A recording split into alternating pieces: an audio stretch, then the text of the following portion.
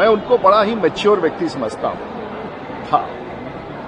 और जिस प्रकार से जो विषय इस देश में सेटल्ड है, जिन विवादों पर हम नहीं पड़ते हैं, जो राष्ट्रहित का विषय है, फौज का विषय चुनाव में लाना, वो भी बिहार के चुनाव में फौज का विषय लाना और फौज के में आरक्षण की बात करना, शायद देश के साथ एक बहुत बड़ा खिलवाड़ है। सभी विषयों पर संविधान में भी विमर्श हुआ है, देश में आरक्षण दिया गया है, हम आरक्षण के मर्यादा को भी समझते हैं और देश के राष्ट्रीय सुरक्षा से जुड़े हुए मामलों को भी समझते हैं। मैं समझता हूं कि ऐसे बयान उनके पार्टी के लिए और राहुल जी के हित के लिए अत्यंत घातक होगा और वो भी बिहार चुनाव के पहले फेज के पहले ऐसा बयान अस्वीकार्य है। राजद ममता बनर्जी ने कहा है कि आग से मत खेलो, आग लगाओ।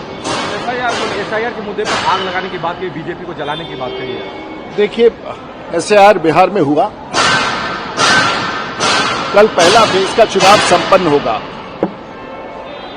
और उसके बाद 11 तारीख को दूसरा फेज होगा। एसआईआर किया गया और देश ने 12 अन्य राज्यों में भी घोषणा की।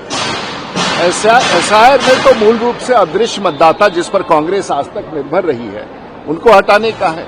मैं नहीं समझता हूं इस पर किसी प्रकार से आपत्ति होना चाहिए और इसी कांग्रेस पार्टी और इसी विपक्ष ने उच्चतम न्यायालय तक गुहार लगाया, उन्होंने भी कोई रोक नहीं लगाया।